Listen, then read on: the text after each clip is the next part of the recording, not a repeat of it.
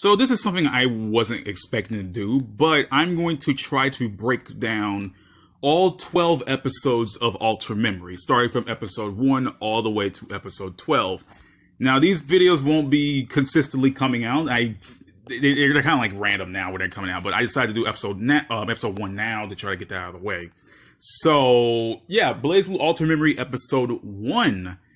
Yeah, I'll have to do from episode 1 to episode 12, and then I'll just get all my thoughts out of the way. It'd be that easy. Just try to break down each episode and give my thoughts to after the episode, after I do the breakdown. So, without further ado, let's just go start talking about Alter Memory.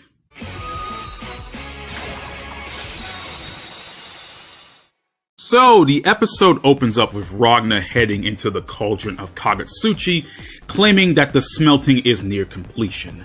Nu reveals herself and is excited to see Ragna, telling him if he's coming to kill her. Ragna simply says that people get killed and she's going to get destroyed by him. The two battle near the cauldron, with Ragna losing the battle, later getting stabbed by Nu's blades. As the two fall into the cauldron together, Hazama is watching over them. Meanwhile, Rachel is also watching the battle, saying that this happens again and again as the curtain falls. After the intro, Ragna is shown to be in a forest with heavy Seether all around him. As his arm reacts, Rachel appears and the two banter for a bit until she points him off to the 13th hierarchical city of Kagutsuchi. While Ragna wonders why he would even waste his time there in the first place, he realizes that he needs to destroy the cauldron there and decides to check it out. In a black space, Rachel and Hazama meet one another. Rachel tells Hazama to simply stay and watch the events unfold, but Hazama says that he'd rather not and continue doing as he pleases. Back at an NOL branch, a woman calling herself Second Lieutenant Noelle Vermillion comes to the office of Jin Kisaragi, handing him a letter that bears an Ars Magus seal, which meant the letter was classified. Once Jin reads it, he utters Ragna's name and heads after him in Kagutsuchi, leaving Noelle confused. While in Kagutsuchi, Ragna runs into Tao Kaka and feeds her as she guilt-tripped him into doing so.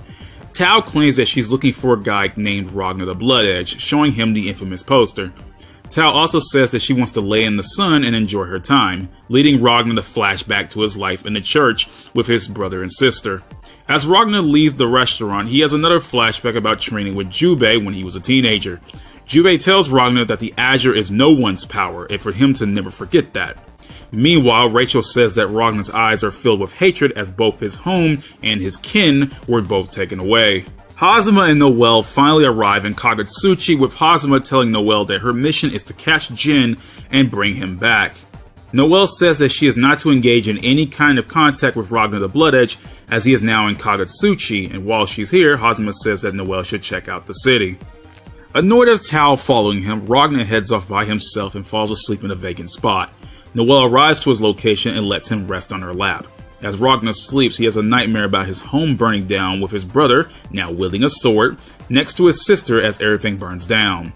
This nightmare woke Ragna up in a panic, and noticing that Noelle was near him, he backed away as her face looked exactly the same as his sister's. Ragna flees, and Noelle comments that Ragna is running off again like always, though she stops herself mid-thought, confused about why she even said what she said in the first place, considering the two have just met. Ragna walks through an empty NOL branch and meets Jin for the first time in years. Jin comments on Ragna's new arm and how it must have been better than the original one he stole from him, which he cut off.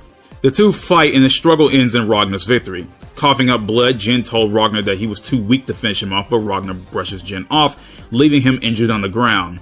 Before Jin passes out, he says that Ragna can't protect anyone because he's too soft. At the empty NOL branch, Noelle and Hazama arrive to see Jin injured on the ground. Noelle heads off to pursue Ragna for what he did to Jin, while Ragna himself travels down to the Kagutsuchi cauldron. Ragna heads to the lower levels and feels a presence so strong it causes his azure grimoire to become afraid. This is where he meets a masked individual named Hakumen, who recites his speech and charges at Ragna, ending the first episode.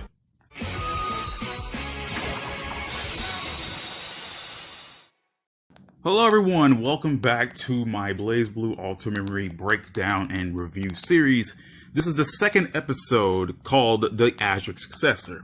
This is essentially just the final episode of the Calamity Trigger parts of BlazBlue Alter Memory, and it leads into the Continuum Shift parts. It's not completely the entire Calamity Trigger part, but it's the final episode of Calamity Trigger. So yeah, from this point on, everything's going to be mostly Continuum Shift oriented, because Calamity Trigger only really got 2 episodes out of Alter Memory, while the Continuum Shift parts take up the rest of the 10 episodes. So yeah, I just wanted to inform you of that before I started making this video, because if you guys ever notice that something's kind of off, you can definitely tell that, yeah, it's already near the end of, like, it's really the end of Calamity Trigger. So without further ado, let's move on to the next episode, the Azure Successor.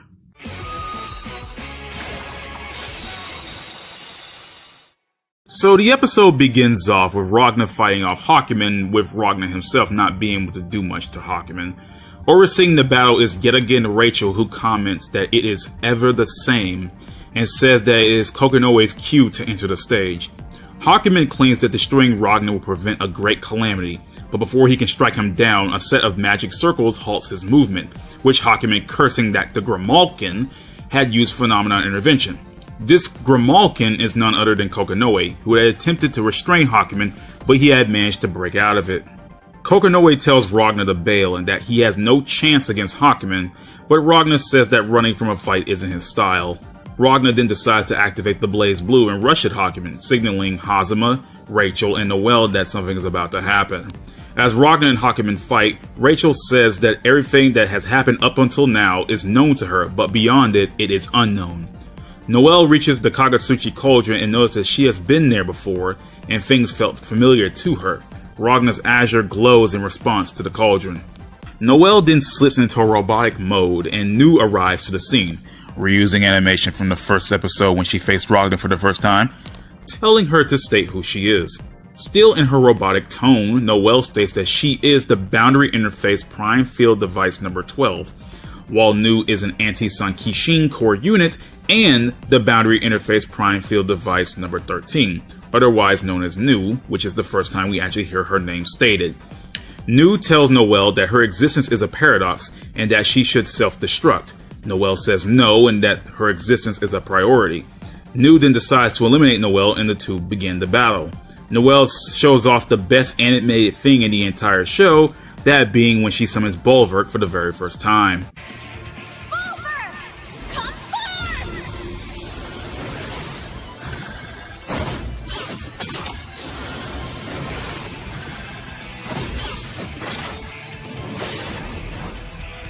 Noelle then snaps back to normal, wondering why she was even fighting Nu in the first place. Noelle was also attacking out of reflex and had no control over her actions. Despite heavily injuring Nu, Nu continued to get up and walk towards Noelle, leading Noelle to fall down on herself. As Nu restores herself and prepares to kill Noelle, Noelle fears for her life and has a flashback to meeting Jin, her best friends, and a younger Ragnar. Before Noelle is killed, Ragnar leaps and blocks Nu's attacks, saving Noelle in the process. Excited to see Ragnar again, Nu is overjoyed and asks him if their last go-around was at Akitsu, the 9th hierarchical city, though the anime doesn't tell you that.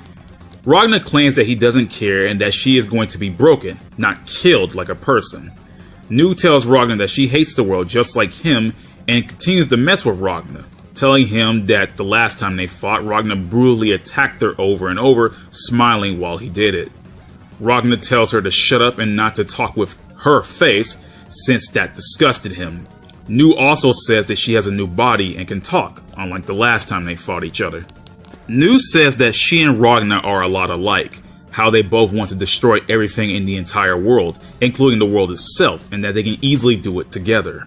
Ragnar and Nu begin fighting, knocking out Noelle during the skirmish. All the while, Hazama steps into the conflict and oversees it. Ragnar sees a silhouette of his sister within Nu, telling her to stop looking at him with her face, and he charges at her once again. Unfortunately, before Ragnar gets to activate his Azure Grimoire, Nu runs them both through with her blade, with Rachel commenting that the play has come to an end. Nu then uses the summoning chant for the Azure Grimoire, but activates her Murakumo unit instead. Ragnar attempts to activate the BlazBlue, but fails to do so. Ragnar eventually gives up, telling Nu that he also hates the world and whatever Nu is planning, he's in on it and that mankind deserves it all, upsetting Rachel and shocking Hazama. Rachel claims that the two will become a beast that will devour the world. Seeing Ragnar fall in, Noelle rushes to save him, telling him not to give up.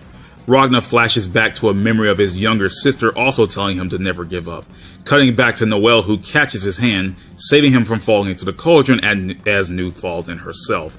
Rachel is shocked while Hazama is elated, saying, "About effing time." Noelle pulls Ragnar up and repeatedly calls him a dummy for giving up. Somewhat annoyed, Ragnar tells her that he gets it already and thanks Noelle for saving him. Noelle rushes off to get a doctor and Rachel teleports to Ragnar, thanking him for saving her from her boredom. Ragnar asks Rachel about who Noelle is, and Rachel claims that Noelle is now the new I, the successor to the Azure and the Calamity Trigger. Rachel also says that Noelle will inherit the true Azure, not the Azure Grimoire fake that Ragnar bears as a replacement arm. She goes on to say that time can freely move again, and that even she doesn't know where time will take them all next, but take them it shall. Rachel leaves as Ragnar wonders if his Azure is so powerful, how could it possibly be a copy? Noelle returns to Ragnar with a big smile on her face as she rushes back to him with medical supplies, though Ragnar comments that she looks exactly like his sister. After the credits, Rachel floats high above the atmosphere, saying that time can move forward once again, and that while Hazama concerns her, her main attention is focused squarely on the Nox Nictoris, Gigant Taki Mikazuchi.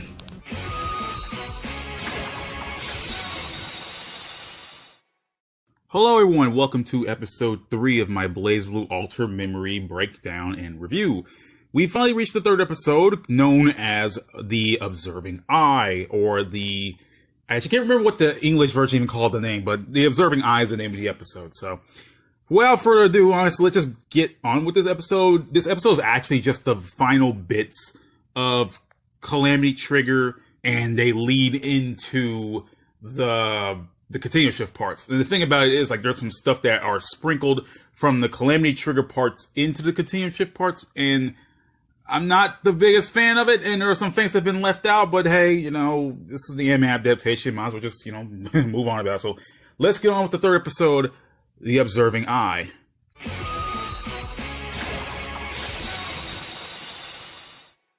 So the episode begins with Rachel facing the Gigant Taki Mikazuchi high above the atmosphere.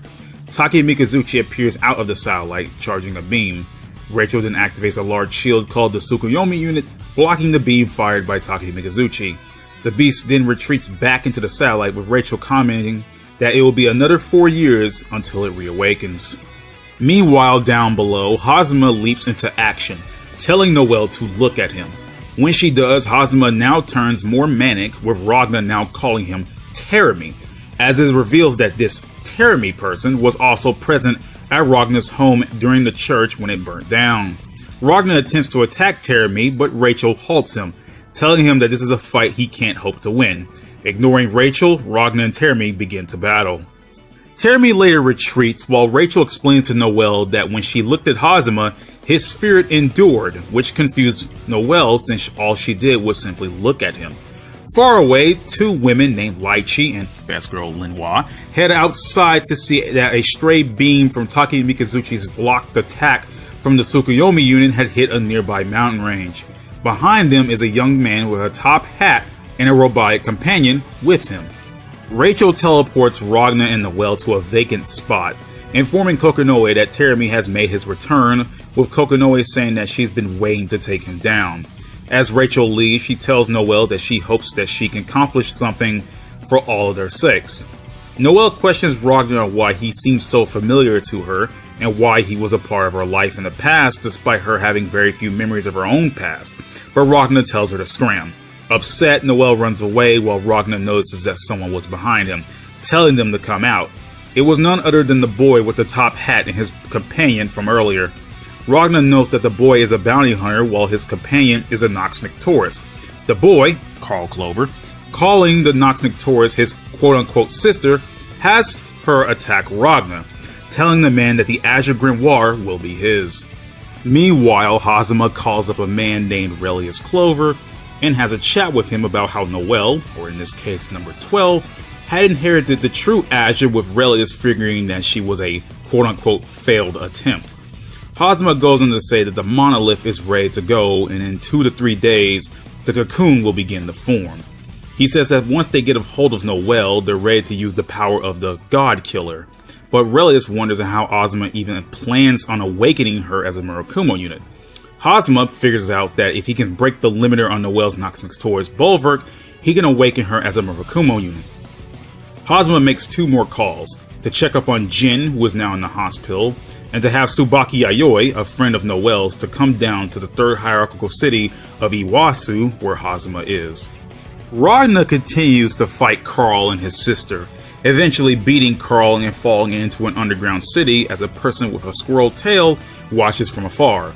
Tao arrives, tracking Ragna's scent, and decides to take him to a quote-unquote booby lady.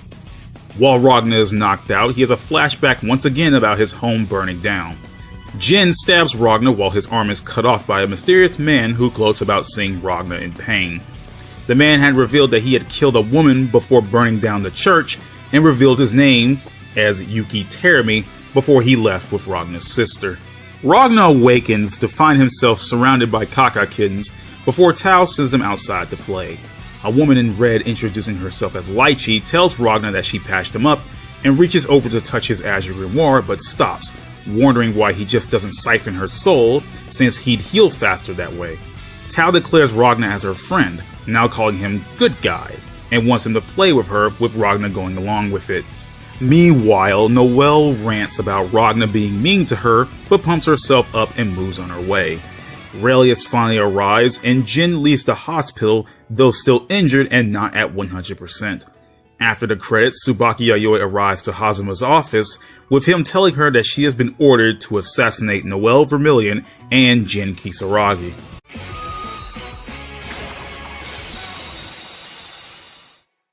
Welcome to episode 4 of BlazBlue Alta Memory, titled Probabilistic Events. Honestly, this episode is it feels longer than it really is because most of this episode is just exposition dump. So, yeah, there's no point in stretching this out any further. Let's just get into the episode titled Probabilistic Events.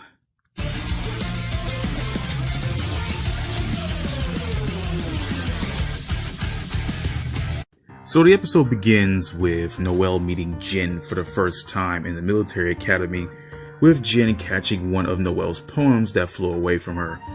By the way, can I stress how freaking odd it is to see Jin smile? I know this is before his crazy streak, but still looks weird as hell.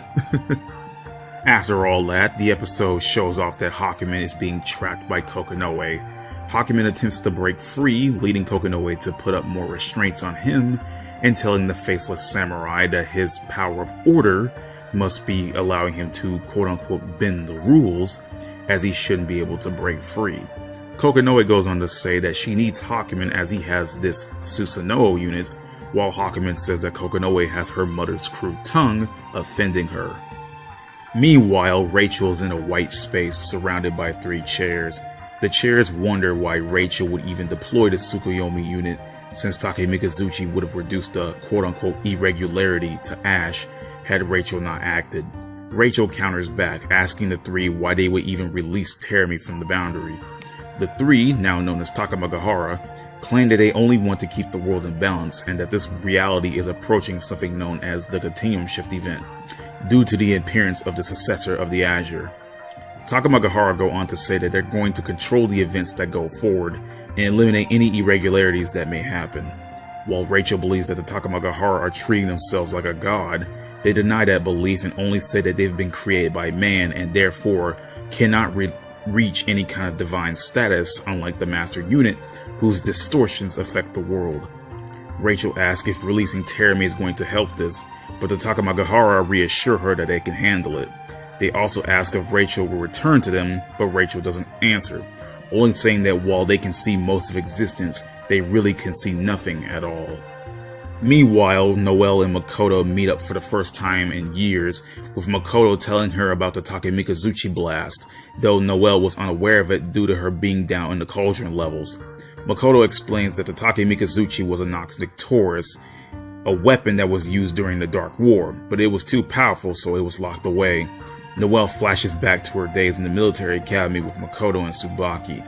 Tsubaki explains that during the Dark War, Ars Magus and the Noxmix Taurus were created to combat the Black Beast. The Takemikazuchi was the most famous of the Noxmix Taurus, being sealed away once the Dark War was over. The creator of the Gnostic Tours was the Great Mage 9, who was one of the 6 heroes who had won the Dark War for humanity, while Tsubaki saying that even grade schoolers know that story. Makoto simply says that she herself was only accepted due to being good at sports, but Tsubaki says that she should study regardless. Noelle goes on to mention that the 3 spent a lot of time in the library, and that at one moment Jin showed up. Tsubaki goes to greet Jin, and Jin was somewhat happy until he caught sight of Noelle. At the beginning of the episode, when Jin first met Noelle, her presence clearly bothered him. Tsubaki wonders if Jin is okay, but Makoto teases Tsubaki about her blatant crush on Jin, even though Tsubaki blushes and only says that he is a friend of her family.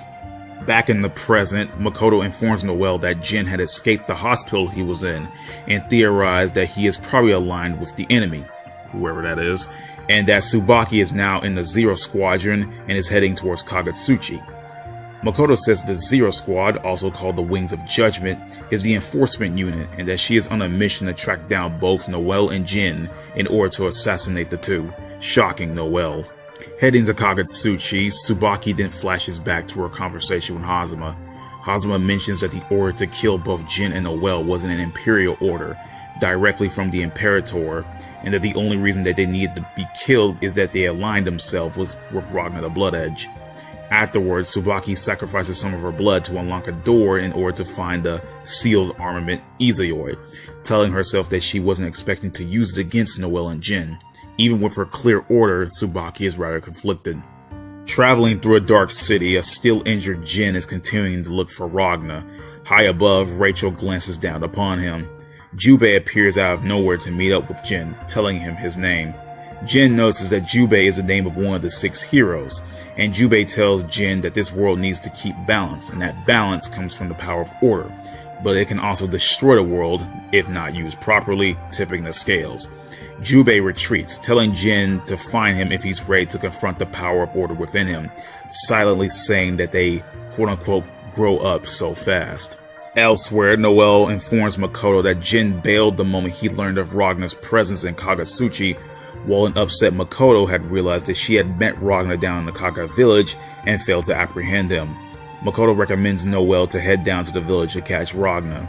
Lychee later encounters Noelle and wonders why a member of the Praetorian Guard is down there, telling the girl that she'll defend Ragnar because he's her patient.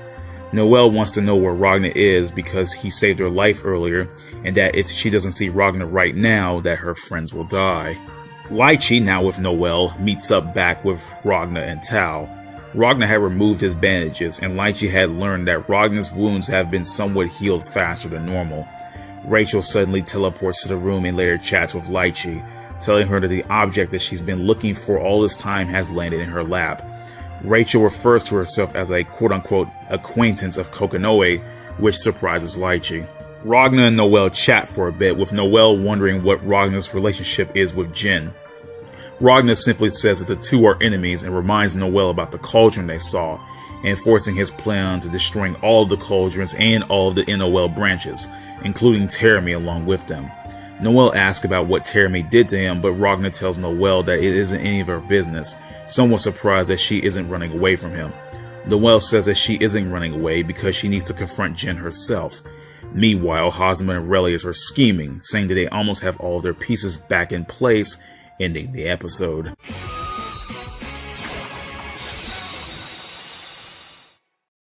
Alright guys, this is episode 5 of BlazBlue Alter Memory, the quote-unquote beach episode. I have no freaking idea why an anime already rushing and strapped for time as it is, decides to have just a jokey moment for a beach event that really didn't happen in the games, but of course every anime has to have a quote-unquote beach episode, but god damn it, Alter Memory, like, whatever, you know, let's just move on. This is for my thoughts at the end, so let's just get onto the episode already.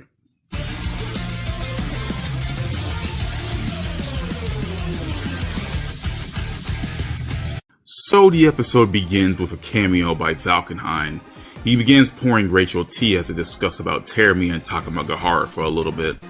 I find it funny that we're 5 episodes in and there has yet to be an explanation of why the time loops were happening a few episodes ago. Like from the beginning, you know, everyone was knowing how time was looping, but there has yet to be an actual explanation yet. and it's bugging the hell out of me, and I know for a fact that the explanation happened, and no one said anything, and I better move on before I keep yelling, and Above the skies, Tager is directly over Kagetsuchi, with Kokonoe airdropping him down in order to find Noelle Vermilion, due to her being the successor to the Azure. Kokonoe complains at the heads of Sector 7 on how they want to handle the Ragna and Noelle situation, as well as stamp out both Ars Magus and the NOL, but they're all just talk. Kokonoe continues to say that they're wasting their time on trying to change the world through science and trying to seize the Azure Grimoire. What they should be doing is focusing on the Eye, or Noelle and Vermilion in this case. Kokonoe tells Tager that they're going to catch Noelle first and forget about Ragna and the Azure Grimoire, since the Azure Grimoire is the weakest of them all due to it having a big blind spot. Back at the Kaka village, Lychee asks Noelle how she feels being around Ragna despite him being the NOL's biggest target, though Noelle says she doesn't know, but she wants to ask him more questions. Tao decides to take the gang to a super hot springs in order to heal Ragna faster, with Rachel teleporting them there. And this is where the obligatory beach episode happens, and etc, etc, so...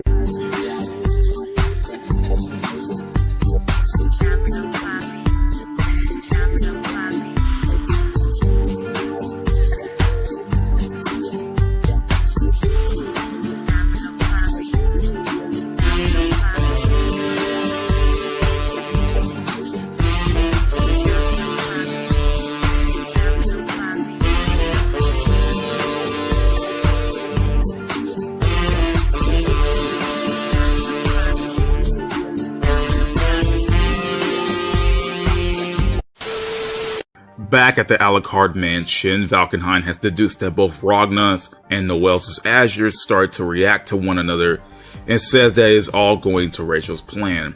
Meanwhile, Ragna and Noelle are traveling through a forest with heavy Seether and are attacked by dark creatures.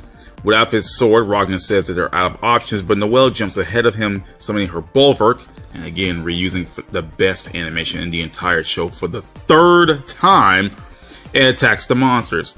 Taking the sights of the guns, Ragna flies into a rage and tells Noelle if she even knows what those guns are. Noelle's face and the fact that the Bulwark is a Noxnic Taurus makes Ragna believe that Noelle is a prime field device just like Nu, and he tells Noelle to never look at him with that face ever again, dividing the land between the two, and walks away from the confused Noelle. Rachel then flashes back to when she first met Ragna as a kid, bleeding out on the ground. She asked if Ragna wanted to live and drops to the floor underneath him, later giving him the Azure Grimoire, which formed from a black aura into his new arm, as well as giving him his red eye and white hair from the trauma. Though the anime makes it seem like the white hair is a result of Ragna fusing with the Azure, but whatever. Back at the present, Rachel wishes for Ragna to take everyone into the unknown. Traveling through an industrial area, Ragna notices a hungry child on the ground, giving up the same vibes of when he first met Tao. Though reluctant, he took the child to a restaurant where they first introduced themselves as Senna. Ragna quickly noticed that there was another soul within Senna, who he referred to as Luna. Luna came out and called Ragna a pedophile, angering the man, but he caught sight of the bell on Luna/Senna, calling it a Noxnic Taurus. Luna later fell to the table as an ethereal woman with blonde hair who arose from the body of Luna and Senna, who said that while she was alive, her name was Trinity Glassfield, which Ragna knew as Trinity was the name of one of the 6 heroes. Trinity warns Ragna to not fight Yuki Terumi under any circumstances, with Ragna saying that first he can take him, but upon seeing how serious Trinity is, begins to doubt himself. Meanwhile, Tager is overlooking Ragna and informs Kokonoe that he's been spotted, even though Kokonoe has no need for him at the moment. Instead, she decides to do a quote-unquote test drive, sending down a girl to Ragna's location, who looks extremely similar to Nu, ending the episode.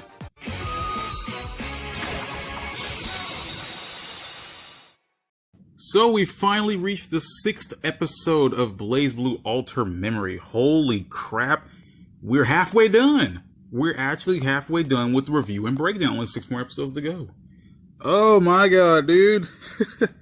Never thought I'd make it this far, but hell, here we go. So let's begin with the review and breakdown of episode 6 of BlazBlue Alter Memory.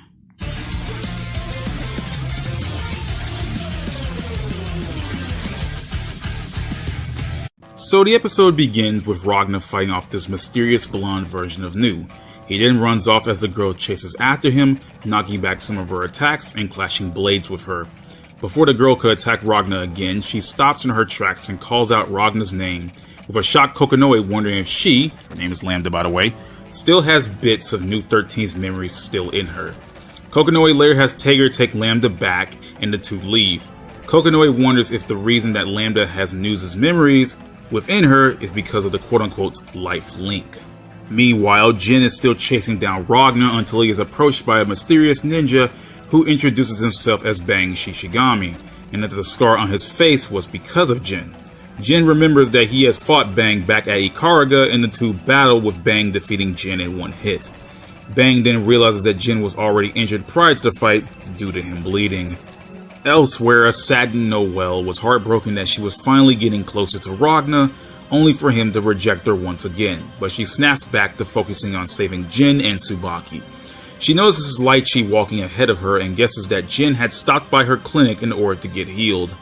Watching the fireworks, Noelle wonders if it is for New Year's and flashes back to a small encounter with Lin-Hua. Noelle asks for Lin-Hua, but Lin-Hua says that she has nothing to say to a person from the library. Jin later awakens bandaged up with Lychee and Bang over him. Lychee had placed him under a paralysis spell, with Jin saying that Bang could easily strike him down right now and claim his revenge since he's utterly defenseless.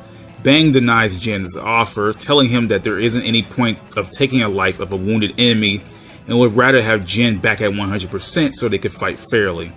After Bang leaves the room, Lychee tells Jin that Bang is a quote-unquote bounty hunter of love and justice, with Jin remarking on what kind of justice a bounty hunter even believes in. Lychee says that Jin's life was spared by a bounty hunter who claimed that Jin was his greatest enemy. Jin later says that normal treatment is primitive, as now healing with Ars Magus is more expedient. Lychee then says while it's easier, it does have costs, though Jin tells Lychee that she would know more about that than anyone. The next morning, Tsubaki bribes a produce vendor with money in order for him to spill information.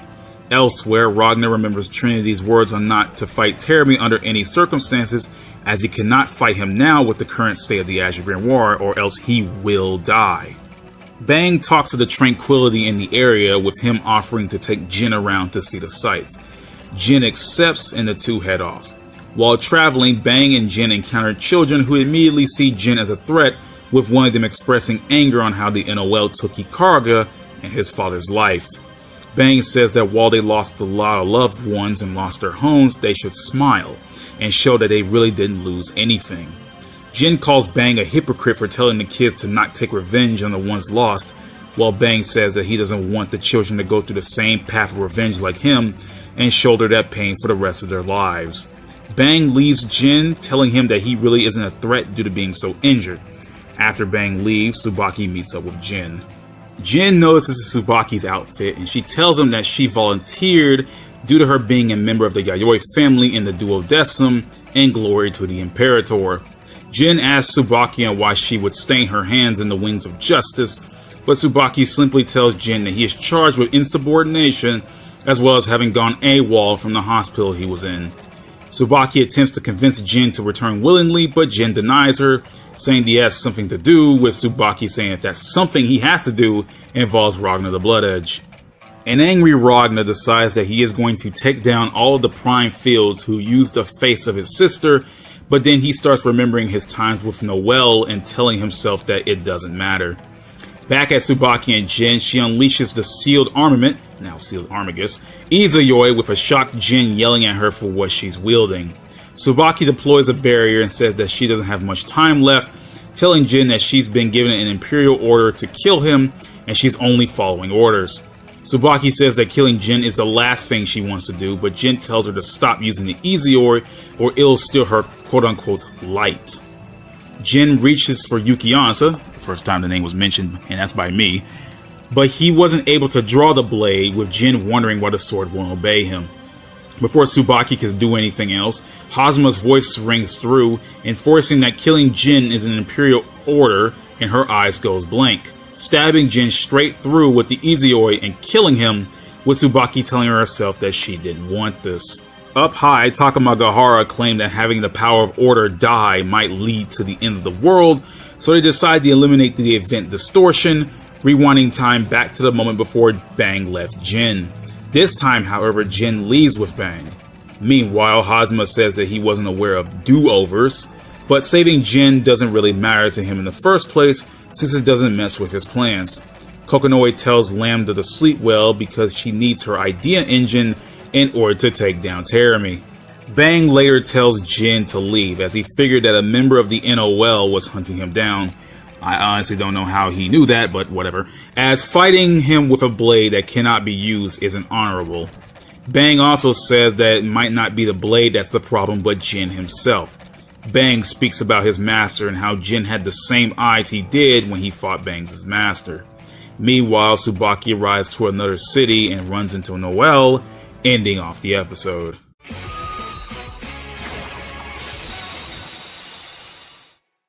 Alright everyone, we are on episode 7 of BlazBlue Alta Memory. If you guys are watching my videos, please like and subscribe to my channel because making these videos ain't easy and I like making them, but still, I need to get some out of this. But yeah, episode 7 of BlazBlue Alta Memory, let's do it.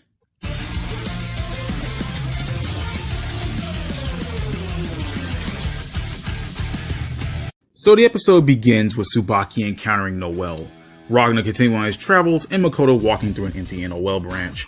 A spirit comes down to Makoto with Noel's voice on the other side, telling her that she and Tsubaki can talk it out. Noel notices that Tsubaki is now a part of the Zero Squadron, with Tsubaki saying that she's on business.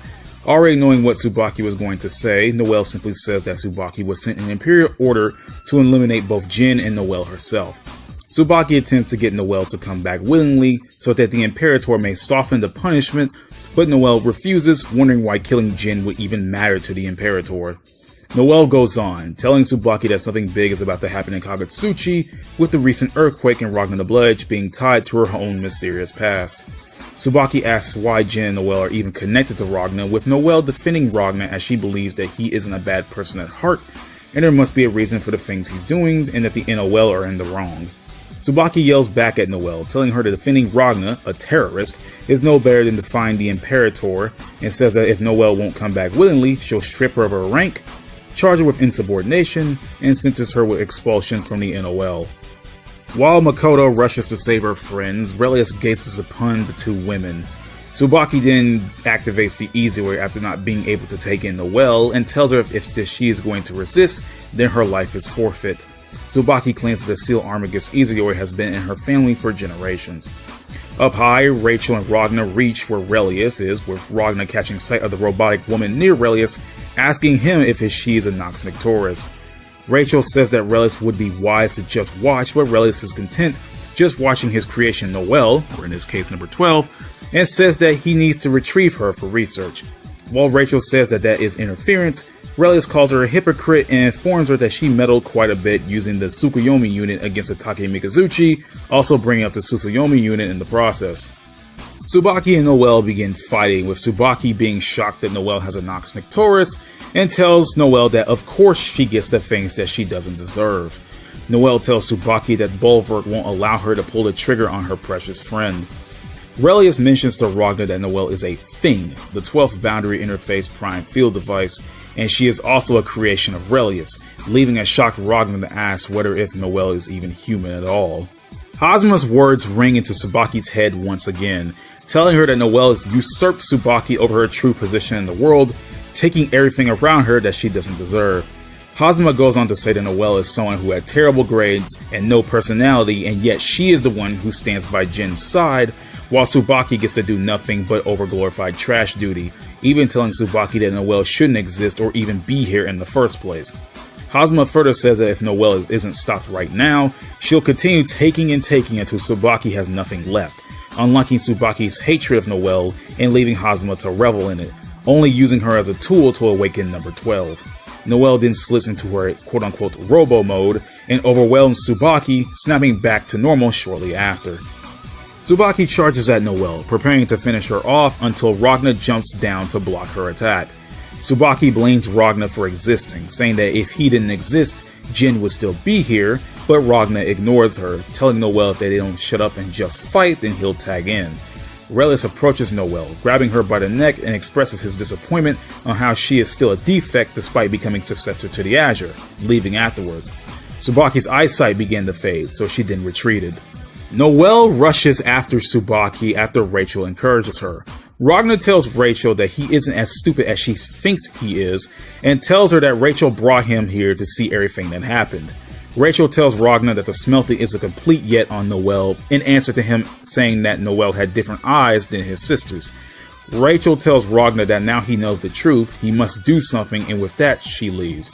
Hazuma is at first angered that none of the girls are dead yet, but shrugs it off, saying that now he'll have to do things himself. Noelle catches up to Tsubaki, noticing the red-haired woman's blank eyes. Tsubaki informs Noelle that using the Easy steals all light from the user's surroundings, and that she needed the Easy to keep up with Noelle and Jin.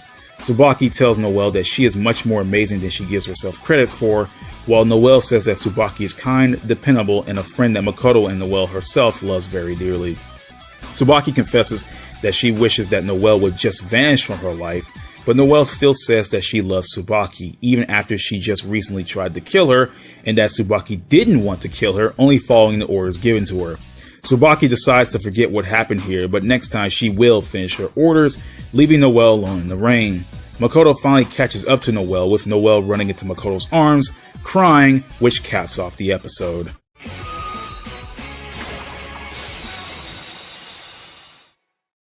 So guys, we finally reached the 8th episode of BlazBlue Altered Memory, the best episode in the entire series. If you guys are watching, please like and comment, subscribe if you've been watching the videos prior already. So without further ado, let's get on to The Mechanical Soul. Again, the best episode in the entire damn series, dude.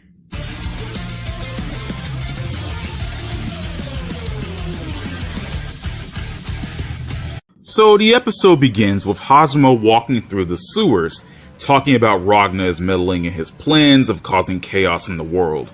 Out of nowhere, Arakune droops down and attacks Hazuma, screaming, "Azure, Azure." Hazuma attacks Arakune and tells Phantom, oh yeah, I forgot to mention that she was here before, and send him up above. Arakune is teleported down and slithers away, looking for the quote-unquote Azure. Back at her lab, Kokonoe drops some coffee on her sleeves and tosses her Kaka hoodie, hitting the transfer button and sending Lambda accidentally to Kagetsuchi. Arakune arrives to her location and attacks her. This scene makes me laugh. Just look at it.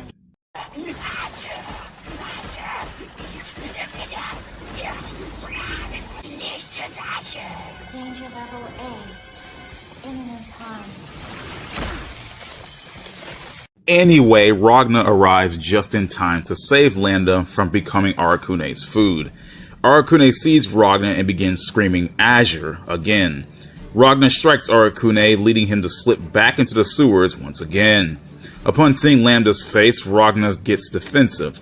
Meanwhile, Kokonoe suddenly realizes that Lambda finally went missing and decides to track her down from the safety of her lab.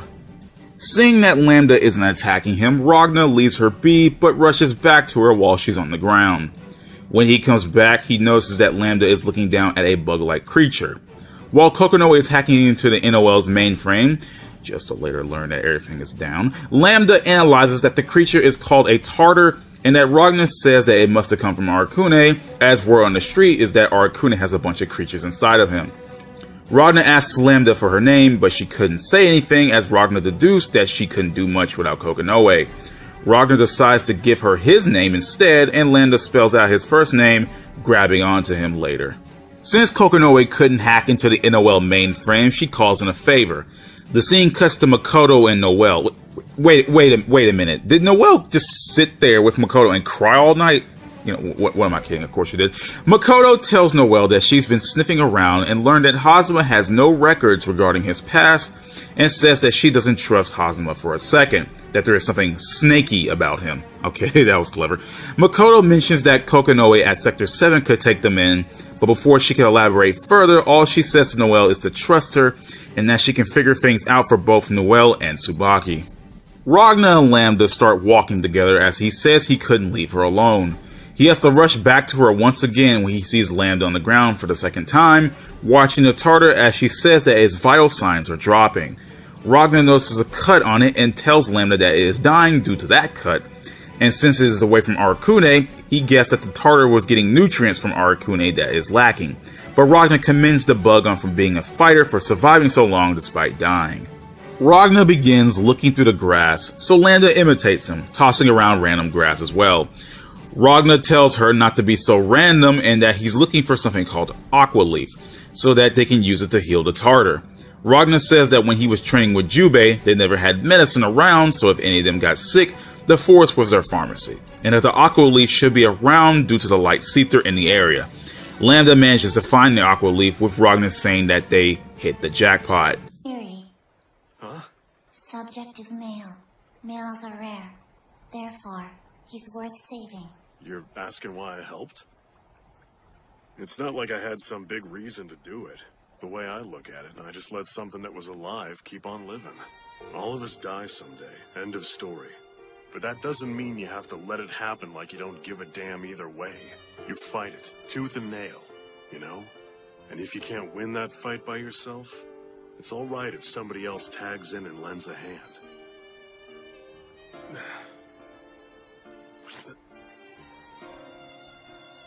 Ragna, did someone help you?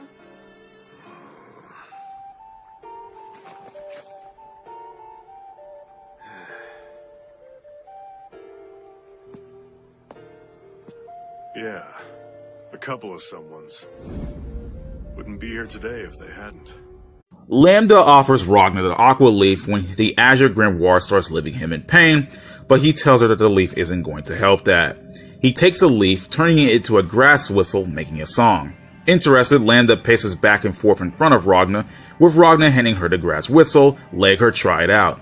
The song that Lambda plays is bad, but the Tartar danced along with it. Ragna tells her that she needs to be more gentle to play a song, but Lambda wonders what the word gentle means.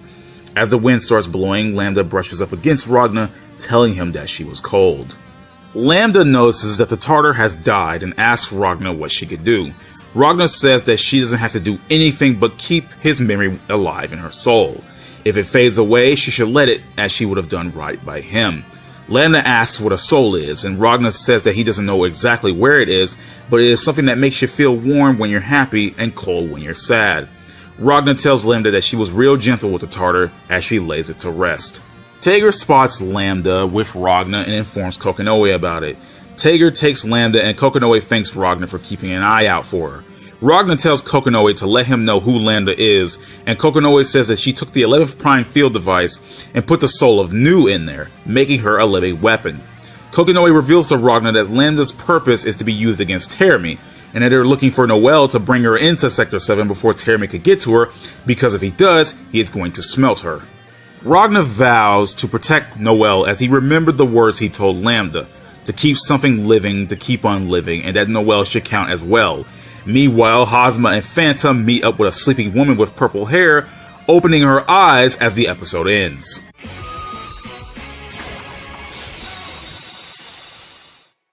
Alright, welcome to episode 9 of BlazBlue Alter Memory. If you've been watching my videos, please like and comment and subscribe, and without further ado, let's begin with the episode.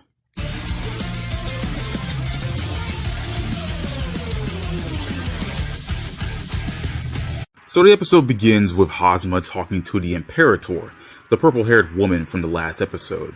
He says that the NOL's Portarian guards' loyalty was tested, and they gave up their souls willingly, cutting to a monolith-like structure. Hazma also claims that the Takamagahara are unable to see both Izoi and the Imperator. Meanwhile, Ragna is still looking for Noel, Makoto and Noel are trying to rendezvous with Sector 7, and Jin heads straight for Ragna. Down in the sewers, Lychee encounters Hazma and prepares to strike. Hazma tells her to look back, and when she does, she sees Arakune, who she rushes to and calls Roy. Hazma says that Arakune is the result of tampering with the Boundary's power, and that he isn't the man he used to be. Hazma then gives Lychee a choice, to change Roy back to the way he originally was. Makoto and Noel arrive to the Portarian Guards' barracks, with Makoto saying that the NOL branch of Kagatsuchi is a ghost town and that no one is around. Makoto tells Noel that she'll give her some info, but only if Noel promises to get herself to safety, and Noel agrees.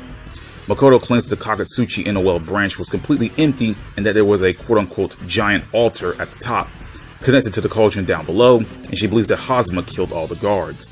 Makoto gets into contact with Kokonoe, telling the professor that Noelle is with her, and Kokonoe has Tager try to rendezvous with the two women. As they're climbing the stairs to meet up with Tager, Makoto says that there are no records for a Captain Hazuma anywhere in the NOL, with Noelle mumbling out the name Yuki Terumi. Makoto stops in her tracks, asking where Noelle heard that name before, but Noelle says it just popped into her head, and that Ragnar was yelling that name when he was trying to fight Hazuma. Elsewhere, Ragnar is annoyed that he can't find Noelle, and yells that why he can't fight Terumi before he tries something. Makoto knows that Hazuma's persona is a fake, so why is he wielding so much power within the NOL? She guesses that the Imperial order for Tsubaki to kill both Jin and Noelle came from him, not the Imperator. Makoto also says that everything is starting to connect. Tsubaki is looking for Jin, Jin is looking for Ragnar, and Ragnar is heading to the nearest cauldron, placing everyone in one spot. Once she realizes that Tsubaki is in danger, Noelle rushes off, but Makoto stops her due to the promise she made to get to safety. Makoto believes that Tsubaki is in a safe zone for now, and that Hazuma won't rid of her until his plans are completed, with Noelle being offended that Makoto would even say that, being Tsubaki's friend. Makoto says that Noelle and Tsubaki are her best friends, and is trying to get him out of this mess. Jin continues in his pursuit of Ragnar, traveling through an empty NOL branch, and wonders why he can't draw Yuki-Anasa. He runs into Tsubaki, for the first time since Takamagahara used Phenomena Intervention in episode 6, and she tells him that she joined the Zero Squad, telling Jin his crimes and telling him to relinquish his blade. When Jin refuses, Tsubaki asks why.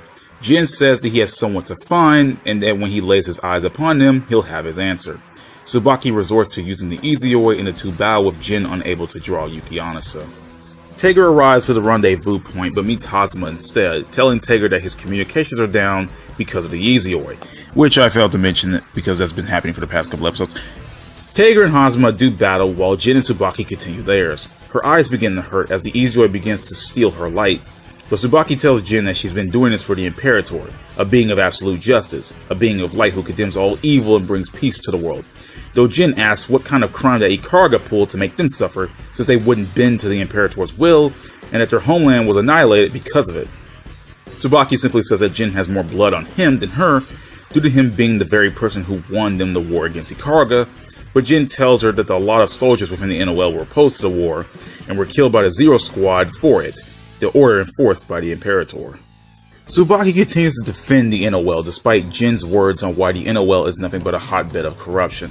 She mentions that power is the root of law, and that the use of force is order, which made Jin remember the words of Jubei about the power of order.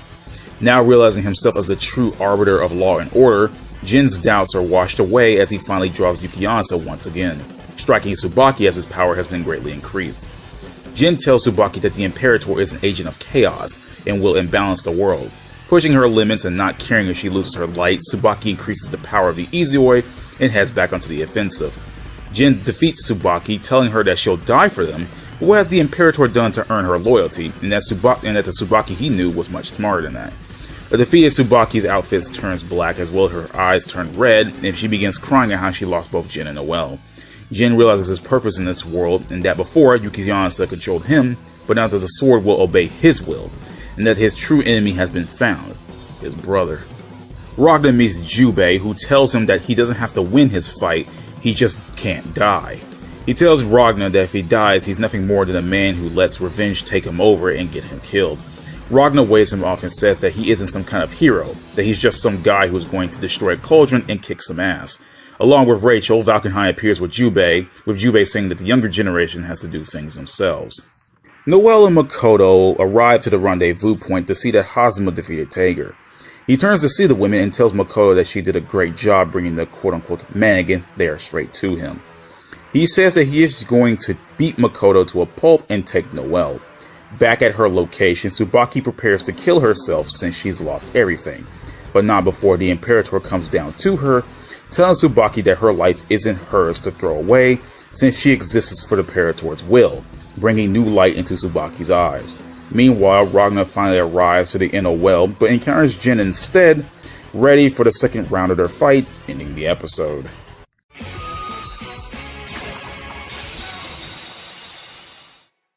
Man, it's hard to believe we've made it to episode 10 of BlazBlue Alter Memory.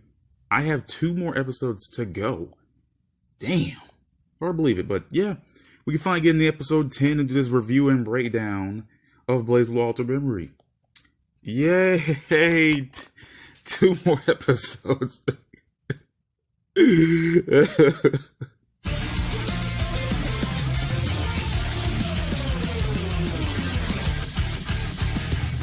So the episode begins with Rachel speaking to Takamagahara. To keep the world going on a correct course and eliminate its current destiny, the Power of Order, meaning Jin, must defeat the current form of the Black Beast that exists now, meaning Ragna. Rachel refers to the Master Unit, calling it a she, and saying that she must desire something beyond this repetitious flow of time, though Takamagahara claims that their plans are different and that they're going to appraise the Continuum shift event, changing it as needed until a perfect outcome is found. Rachel mocks him on how Terumi got out of their binds, though Takamagahara tells her that he is acting within their expectations and that Rachel herself seems to be more unpredictable than Terumi, as they ask her if she's going to go against her duties and interfere yet again. Rachel claims that she is the rightful owner of the Tsukuyomi unit, and as such, defending the Master Unit is her reason for being, and that the future that Takamagahara wants is dull. Ragna and Jin begin their battle, with Jin much stronger than last time, effortlessly overpowering Ragna. Jin claims that the truth is known to him now, that Ragna is chaos personified, and that the root of all evil in this world stems from Ragna's very existence. Back at the rendezvous point, Hazuma tells Noelle that the entire Continuum shift event was prepared just for her, even going on to berating Makoto for being into contact with Sector 7. Hazuma sneaks behind the women, knocking Makoto down and leading Noelle to summon her Bulwark to attack Hazuma. Makoto gets back up and the 2 girls begin their showdown with Hazuma, who slips into quote-unquote Terumi mode and easily dispatches the 2. Terumi begins to torture Makoto and even tells Noelle that he'll drop her below to her death if Noelle approaches him. He quote-unquote praises Makoto for still being alive, as he claims that a human would have had the good sense to die already, with Makoto being a beastkin and all. Terumi tells Noelle that she shouldn't even exist, as she screwed up everything for just being around, and because she exists, Tsubaki became who she was. He tells Noelle to look upon the truth about how things should have been, and Noelle sees visions of the past with her friends without Noelle around, including Tsubaki by Jin's side. Terumi calls Noelle a mistake and spills that both the Azure Successor and the Calamity Trigger are Noelle herself. Terumi places his hat back on, which reuses animation from episode 3 of all things, and Hazuma comes back out, dropping Makoto to her death. Noelle calls Hazuma a bastard, just hearing Noelle curse in any fashion is so weird, and points her guns at Hazuma, furious that he killed Makoto. Full of glee, Hazuma tells her to feel the hate and pull the Calamity Trigger. Anyway, Noelle gets angrier and angrier, telling Hazuma that she hates him and is going to kill him. But then Noelle breaks as she slips back into her robo mode. Hazuma takes this as a sign that Noelle finally removed the limiters on Bulwark, as she mumbles out that she hates everything and that the world she hates is useless, with Hazuma agreeing to all of it. A large cocoon-like object emerges from the magical circle from behind Noelle, opening itself up and pulling her inside, with Hazuma saying that now he has control over everything, laughing as the cocoon ascends the sky. Noticing the rumbling, Ragna attacks Jin and ditches his fight with him. Before Jin could pursue Ragna, Jubei appears and tells him to head to the cauldron below if he wants to finish his fight with Ragna. The altar finally reveals itself, with the cocoon at the top of the monolith. Ragna arrives to Hazuma's location, demanding to know where Noelle is. Hazuma points at the cocoon, with Ragna noticing that it is a cauldron, and with it, Noelle is going to be smelted. Enraged, Ragna begins fighting Hazuma, as Ragna tells Noelle to hang on as he activates his Azure Grimoire, though Hazuma starts activating his own Azure Grimoire, shocking Ragna. Ragna's power was then cancelled out, with Hazuma growing a smile on his face. Meanwhile, Hakumen is still trapped by Kokonoe. Rachel teleports to him and informs him that Terumi has captured Noelle. Hakumen tells Rachel that if he is released, he'll just strike down Noelle once this is all over, which will repeat the looping time cycle once again. And while that doesn't sit well with Rachel, losing the Master Unit is not an option. Hakumen agrees and Rachel unseals him, teleporting back to the NOL branch and allowing Hakumen to chase after Terumi. Afterwards, Rachel feels fatigued and says that undoing Kokonoe's restraints wasn't easy. Out of nowhere, a red circle appears beneath Rachel and Nago, dragging the two down below, though Rachel had managed to teleport Guy away in the nick of time. The Imperator arrives with Phantom, telling Rachel that the circle was magic, and a shocked Rachel glances over at Phantom. The Imperator says that spectators should stay in the audience and not out on the stage to steal the plot, telling Rachel that she'll close the curtain on this show. After the credits, Ragnar wonders why his Azure Grimoire isn't working. He then remembers Trinity and Rachel's words on not to fight Teremy under any circumstances, with Teremy dropping a bomb that he was, in fact, the creator of the BlazBlue, ending off the episode.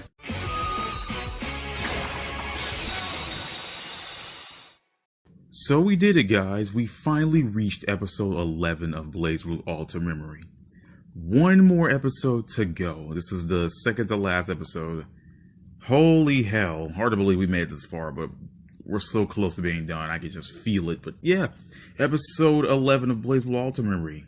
Let's get the show on the road.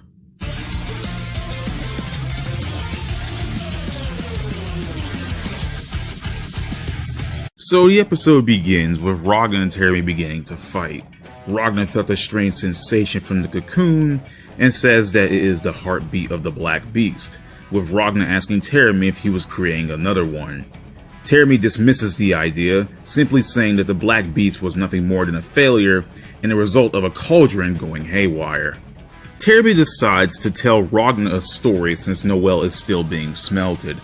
He says that a long time ago that mankind found the plane of existence known as the boundary, and that the gateways that led there were called cauldrons. Within the boundary, an energy source was discovered, called Sether, that people use for just about everything nowadays. Teremy claims that Sether is actually something called an artificially created particulate program, and that the entire world is made of Sether itself, which makes it a big deal. Around that time, humanity also discovered the Master Unit, which was an all-seeing entity that can manipulate Sether, so humanity sent the very first boundary interface prime field device to make contact with the Master Unit, though she became the Eye, and later an observer, which allowed her to replay any event over and over again until she gained her desired outcome. As humanity deemed it risky, they tossed the prime field back into the boundary, but the data left behind gave them ideas, with one of these ideas leading them to create the Takamagahara system. The Takamagahara gave the boundary interface prime field device a new purpose: to kill the Master Unit. The Murakumo unit also came into being as it was based off the sealed armament Ezioi, since the Ezioi was the weapon that killed the first prime field device, but no one could defeat the Master Unit without the power of the Azure, the root of everything that hides deep within the boundary.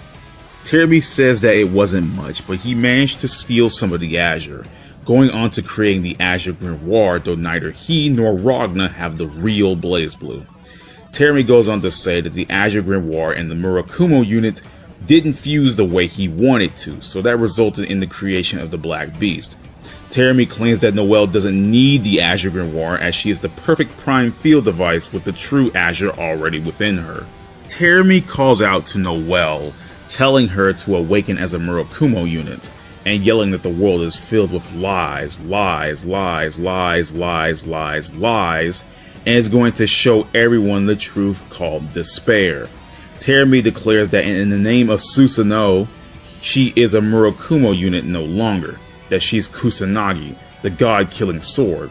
And now with Noel as Kusanagi, Teremy finally has the true Azure in his possession and can kill the Master Unit Amaterasu. Teremy sends Noel off to the underground cauldron so that she can go and kill Amaterasu. Overseeing Ragnar and Teremy is Lambda, who Kokonoe tells that when Teremy attacks Ragnar, it will be a very brief moment where all of his focus is directly on Ragnar, and in that moment Lambda has to take out Teremy or it's all over.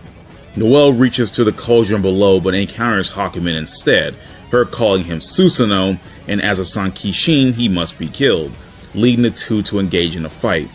Keep in mind that we haven't been informed of what a Sankishin really is yet, despite being mentioned 3 times already. Ragnar and Teremy continue fighting, with Ragnar being outclassed by his opponent. Teremy looks up at the sky and says that he knows that Takamagahara is watching all of this.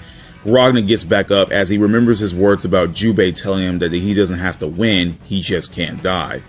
Ragnar calls himself a sore loser and prepares to attack Teremi once again, telling the man that he is going to protect Noelle. End of story, despite Teremi telling him that Noelle is nothing more than an experiment created in a lab. Teremi mocks Ragnar for being such a great quote-unquote protector, considering that Noelle is now Kusanagi and Rachel is now stuck in a magic prison for all eternity. Seeing Ragnar get beaten by Teremi angers Lambda, though Kokonoe keeps telling her to stay put until the right moment. As Teremi launches a final attack to kill Ragnar, Kokonoe finally sends Lambda down to kill Teremi, but unfortunately, Lambda is struck by Teremi's attack instead. Despite her chance to take out Teremi failed and her heavy injury, Lambda is still willing to risk it all to finish off Teremi. Teremi mocks Kokonoe and says that he's going to play rough with Lambda just like he did to Kokonoe's mother, which I find it funny. This is the second time Kokonoe's mom was mentioned, and we have yet to say it's actually the Great Sage 9, but whatever. Lambda's final attack is easily brushed off by Teremi and is struck down by him, falling into Ragnar's arms. Ragnar demands Kokonoe to teleport Lambda back, though Kokonoe says that Lambda has taken too much damage for her to even do anything about it. Out of nowhere, Nu comes back to the surface through Lambda to talk to Ragnar.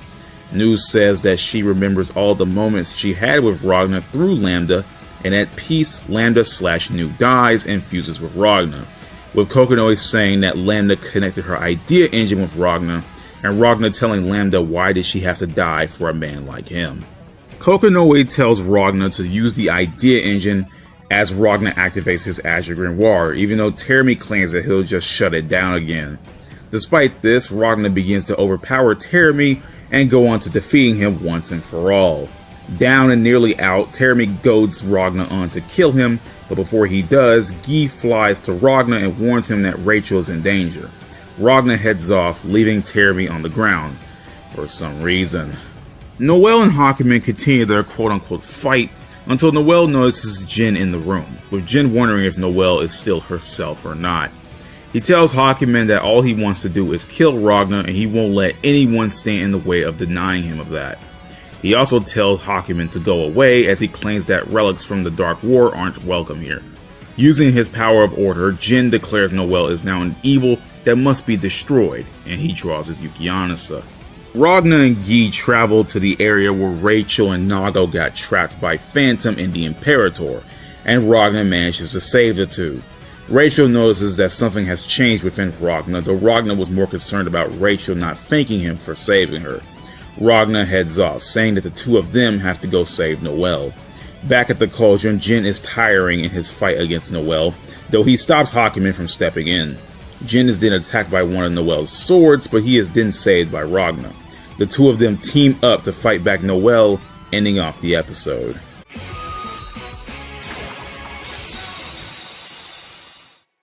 So, episode 12.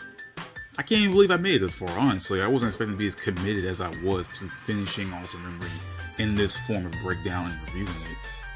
Damn. Hard to believe that. This ain't the final video, though, but this is the final review and breakdown of BlazBlue Alternate Memory. I think my final video will be my overall thoughts of the show as a whole. So, you know, gotta keep out for that. But yeah, this is the final breakdown review of BlazBlue Alternate Memory. The final episode.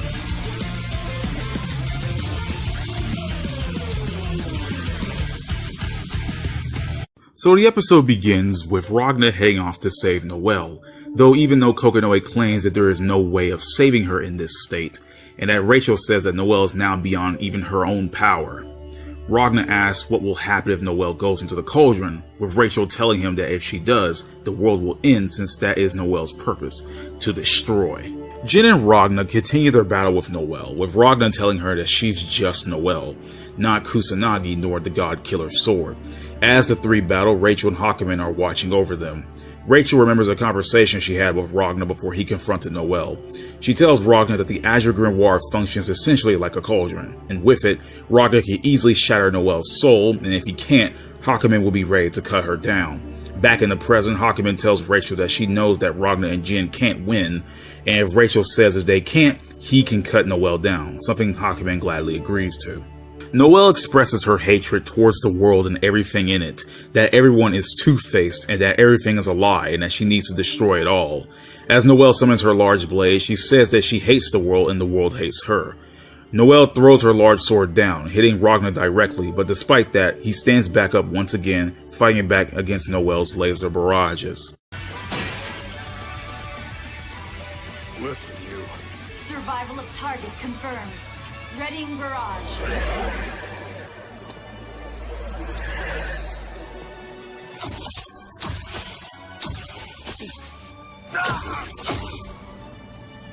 I've given you a lot of grief about being an idiot, Noelle. But at the end of the day, it's you being gullible and kind and honest that I really like. They're rare, you know? How can you say you've lost hope when you are that hope to the people around you? If you looked at the world that close, you must have seen the good things about it too. The last couple days since I met you, I figured out some stuff about myself. No use. All that made her Noelle has been cast out. So what? That's it? You're giving up? What about the folks who care about you, huh? They all die 'cause life ain't perfect? I am not a human. I am a doll. One that will destroy everything. I hate the world. I hate it. The world and everything about it. Shut up. I don't give a damn whether you were born or put together in a lab. You're a person. Do you hear me? You're Noelle Vermillion, damn it! As Noelle charges her final attack, Ragnar charges at her, telling Noelle to snap out of it. Lambda's spirit appears next to Ragnar, with Ragnar telling her to tag in, activating the idea engine and reversing the output of it in an attempt to revert Noelle back to normal, and telling her that he isn't giving up. All the while, Takamagahara have been observing the act, and Kokonoe saying that Ragnar's act is impossible. Ragnar tells Noelle that no one chooses their destiny but themselves, with Ragnar also saying that he knew that Noelle called out to him as she was being pulled away into the cocoon to let him know that it wasn't too late. Ragnar had successfully managed to save Noelle at the cost of his arm. Takamagahara are surprised that Ragnar defeated Noelle, but it isn't their desired outcome. They discuss that if Noelle loses her powers, they can inherit the Azure instead, which they all agree on. Before they actually do anything, Terami's voice calls out to them. Terami appears to Takamagahara in a ghost-like form, and tells them that he had managed to get there due to Ragnar, since during the time Ragnar was fighting Noelle, all of their eyes were off him for a bit, and that gave Terami enough time to arrive to Takamagahara. One of the Takamagahara members tells Terami that since Noelle is down for the count, Terami's existence should be nullified, but Terami says that he found a workaround, shocking another Takamagahara member, asking Terami if he had awakened her.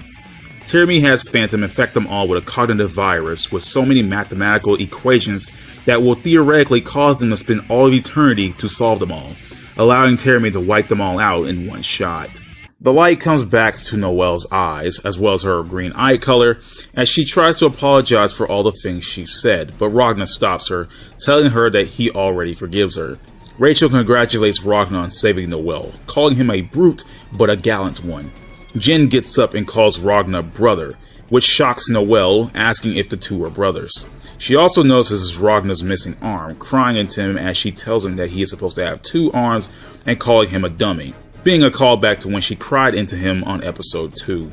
Hazama and Phantom drop into everyone, with Hazama informing the group that he had managed to take down Takamagahara, shocking Rachel and Hakumen. Rachel tells Hazama that beyond Takamagahara's gaze, he shouldn't even exist, but Hazama tells her that it is thanks to Ragnar that he is still out and about, that he could have killed him when Ragnar had the chance to, but didn't. Oh my god, thank you so much for bringing that up. Before Hazama could do anything else, Relius appears and tells him that he is in her presence, as the Imperator's voice rings in the area. Hazama respectfully bows to her as the Imperator arrives. Ragnar is shocked to learn that the Imperator has the same face of his sister, now finally being named Saya. Her presence causes Noelle to fall over, and Hakumen wastes no time trying to attack the evil group, being stopped by Lychee's staff and attacked from Tsubaki, revealing that Lychee has also joined the side of the villains. Noelle asks Tsubaki on why she joined the villain's side, but Tsubaki simply says that the Imperator is her only light now, and that everyone that defies the Imperator must be destroyed, including Noelle. The Imperator says that now with Takamagahara gone, the Continuum shift event is gone, all possibilities have been eliminated so that only one string of events can occur, and that the Day of Ruin is coming. She tells Rachel that all of her efforts to stop her were useless, but Rachel tells her that the future will come, and when it does, the Imperator will not be around to plague it. The villains leave, though Ragna is still trying to come to terms with the fact that Saya is the Imperator. As the ending theme plays, Tager is rescued and Noelle awakens in a hospital bed on a ship. Makoto comes into the room, bandaged up, with Noelle telling her that she wished she could have said goodbye to Ragna, with Makoto asking her if she wants to tell him, but Noelle says no, knowing that she and Ragna will cross paths once again. Jubei meets up with Jin and tells him that if he wants to master the power of order, Jubei's doors are always open, which later shows Jin tailing Jubei. Kokonoe also creates a brand new arm for Ragna to replace the one he had sacrificed in his fight against Noelle. Rachel mentions to Hakumen that Takamagahara would have looped time forever in the goal of its favored outcome, and as a spectator, Rachel could do nothing but watch the dull events take place. But a miracle happened in the form of Ragna and Noelle, changing the course of fate and putting time on a new yet unknown destiny. The two had changed as well, and things began when Ragna's BlazBlue made contact with Noelle, and with that they carved a new bond. Hakumen says that Terame and the Imperator are out and about, and that he'll carve a new destiny for himself by taking them out. Relis and Hazama are standing over a cauldron, watching as New 13 slowly comes back into being, as Relis says that New is the closest he ever got to perfection with the Prime Fields, with Hazama telling her that she'll make a great, quote-unquote, sword of Izanami. The curtain falls as it has so many times before, but this time it rises again to reveal a new tableau. No one can say what awaits us in this new world, not even one such as I. But I know you will be at the heart of it, Ragnar. Special delivery for good guy! Coming in hot! Tails tagging along, good guy! Lucky you! Huh? What the hell? Cat person told Tao to go where good guy goes, so here she is! Tao bets we'll have all sorts of adventures, meow! We're gonna munch on Om-Noms Tao's never even seen before! Stay home. Hell, you're gonna come anyway. Uh-huh!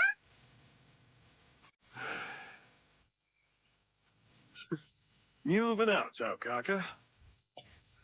Where are we heading, good guy? To Ikaruga. The path will be rocky. You will struggle and suffer and grasp as though blind. But throughout all your trials, one certainty will ring true. At the moment that this new world came into being, you won us a measure of hope.